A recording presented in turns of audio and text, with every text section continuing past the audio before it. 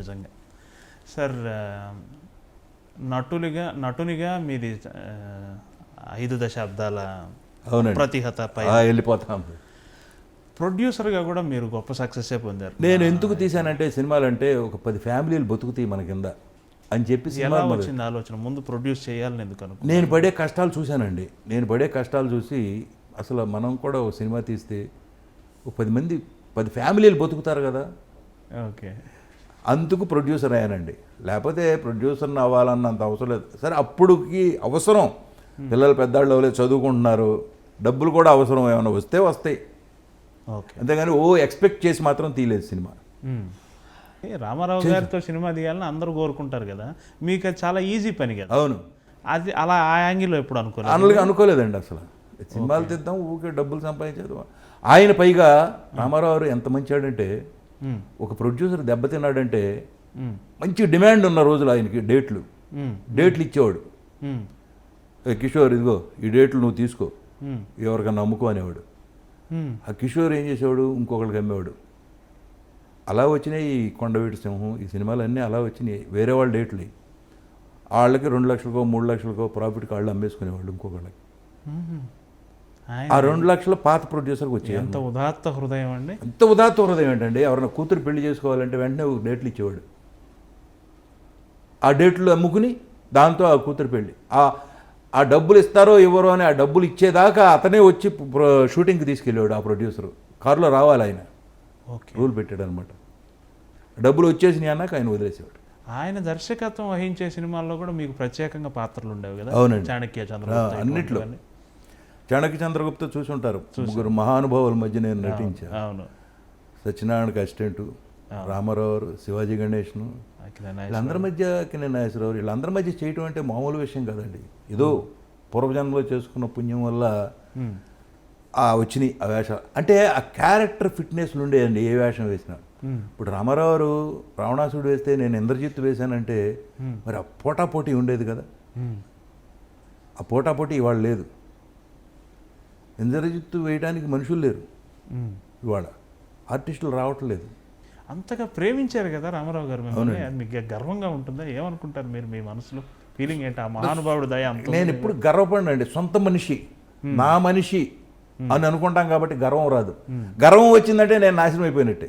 అందుకే మనిషికి గర్వం రాకూడదండి.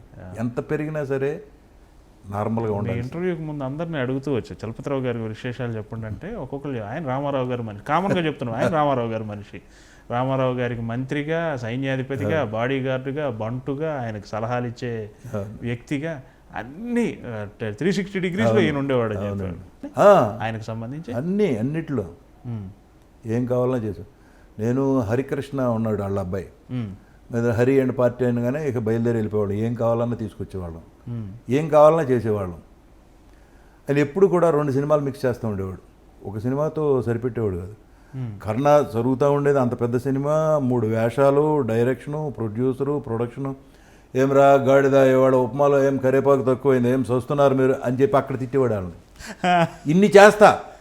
ఓకే, అందుకే మీరు అటువంటి మనిషిని అసలు ఎక్కడ కనపడ్డం మనకి. ఆయనతో పోలిక లేదు, పోటీ లేదు. అంత గొప్ప డైరెక్టరు.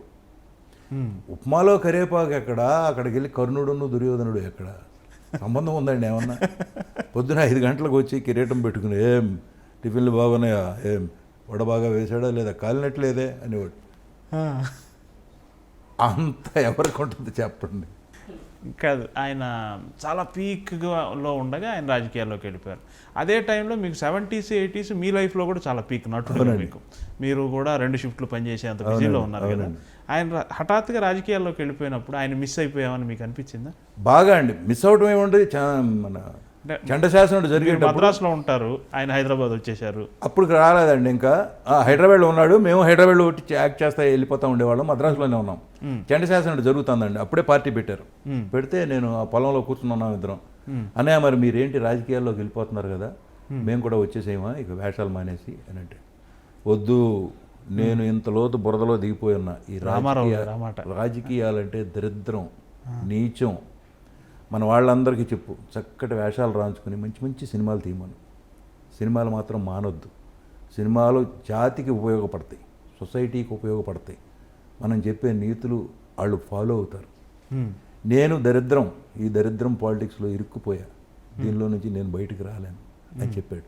చెప్తే నేను వెళ్ళి చెప్పా అందరికీ, ఉమ్, సోమన్ బాబు గారికి, కృష్ణరాజు గారికి, కృష్ణ గారికి, పెద్ద ఆయన ఇలా చెప్పాడా మీ అందరికీ అని. ఉమ్, వెళ్ళలేదండి అందుకనే పాలిటిక్స్. ఎప్పుడన్నా మహానాడు పెడితే మాత్రం పిలిచేవాడు, వెళ్ళి నాటకాలు వేసి ఆ మహానాడులో వచ్చేసేవాడు. ఉమ్. లేకపోతే నేను కూడా ఎమ్మెల్యేనే అయ్యేవాడిని, తర్వాత మినిస్టర్ అయ్యేవాడిని, ఏమయ్యేవాడిని నాకు తెలియదు. అదే, ఎందుకంటే ఆయనకి అంత సన్నిహితులు గడ్డి పరకన పెట్టినా కూడా గెలిచారు ఆ సీజన్లో. గడ్డి పరక ఎవరో తెలియదు అసలు, ఉమ్, తెల్లవని మనిషిని తీసుకొచ్చి నువ్వు ఎమ్మెల్యే అంటాడు, ఎమ్మెల్యే అయిపోయాడు. ఉమ్. అలా గెలిచారు, మేము గెలిచేవాళ్ళం. అందుకని పాలిటిక్స్లోకి వెళ్ళలేదండి. అందుకే ఇంతవరకు పాలిటిక్స్ గొడవ పట్టించుకోము మేము. ఉమ్. ఆయన ఆఖరి క్షణాలు, ఆఖరి రోజులు, ఆ టైంకి మీరు దగ్గరగా ఉన్నారండి? కలిసేవాళ్ళు ఎప్పుడన్నా కనీసం? మద్రాసు నుంచి వచ్చి కబురు చేసేవాడు, అక్కడ ప్రసాద్ అని ఉండేవాడు. ఉమ్, ఒరే పెద్ద నీకు చెప్పరా నేను వచ్చానని వెళ్ళి చెప్పేవాడు. ఉమ్, బయట హోమ్ మినిస్టర్ వెయిట్ చేస్తున్నా సరే ఉమ్. వారిని తర్వాత రమ్మనని ముందు మన చలపాయని పిలువనేవాడు. నేను వెళ్ళిపోయాడు. నాకు ఎంబరేసింగ్ ఉండేది, ఉమ్. ఏమో వాళ్ళు హోమ్ మినిస్టర్ వాళ్ళంతా కూర్చున్నారు, మన తిట్టుకుంటారేమో అని. నిజంగా మీ జన్మధన్యం అంటే ఇంతకంటే ఏం కావాలి సార్? ఏం కావాలండి మనకి? ఇప్పుడు ఎన్ని కోట్లు ఉంటే తృప్తి ఉంటుంది చెప్పండి నాకు. అంతే, రామారావు గారిని చూస్తే చాలా అనుకునే జన్మల కోట్లు ఉన్నాయి. ఇప్పుడు బోల్డ్ మంది బాధపడతారండి, ఆయనతో యాక్ట్ చేయలేకపోయాం మేము, అయ్యో మేము పుణ్యం చేసుకోలేదు అని బోల్డ్ మంది అంటే నాకు కళ్ళమ్మ నీళ్లు తిరుగుతాయి. రామారావు గారితో పాటు మిగతా హీరోలతో కూడా చేసేవారు కదా. అందరితో చేశానండి. రామారావు గారి మనిషి అన్న ముద్ర మీ మీద బలంగా ఉంది. అది ఎలా మేనేజ్ చేసేవాళ్ళు? నా అదృష్టం అండి అది, నేను చేసుకున్న పుణ్యం. నాగేశ్వరరావు గారితో చేసేవారు, శోభన్ బాబు గారు. నన్ను అసహించుకునేవాళ్ళు కాదు ఎవరు, చాలా ప్రేమగా ఉండేవాళ్ళు అందరూ. కృష్ణ గారు రామారావు గారికి వ్యతిరేకమైన టర్న్ తీసుకున్నప్పుడు కూడా మీరు కృష్ణ గారి సినిమాల్లో కూడా కనిపించారు. అవునండి, అంటే అది ఇది చిన్న మనస్పర్ధలండి. ఆయన కురుక్షేత్రం తీయొద్దని చెప్పాడు, నేను దానవరస్వర కన్న తీస్తున్నానయ్యా, రెండు సేమ్ సబ్జెక్టు, నువ్వు తీయొద్దు అన్నాడు. కాదు అని చెప్పి మొదలెట్టాడు. అక్కడ చిన్న కోపం వచ్చింది. సరే ఓకే చూసుకుందాం అని చెప్పి ఉమ్, ఆయనేమో మొత్తం అసలు ఇండస్ట్రీలో ఉన్న ఆర్టిస్టులందరినీ ఒక రైల్లో వేసుకుని రాజస్థాన్ వెళ్ళిపోయారు. అక్కడ తీశారు అది. కృష్ణ గారా? మేమేమో హైదరాబాద్లో తీసాం. ఓకే. ఇదేమో సూపర్ డూపర్ హిట్ అయింది. దానవర సూరకర్ణ. అదేమో కాస్ట్యూమ్స్ బాగున్నాయి అన్నారు, సినిమా పోయింది. అందుకని అక్కడి నుంచే చిన్న మనస్పర్ధలు.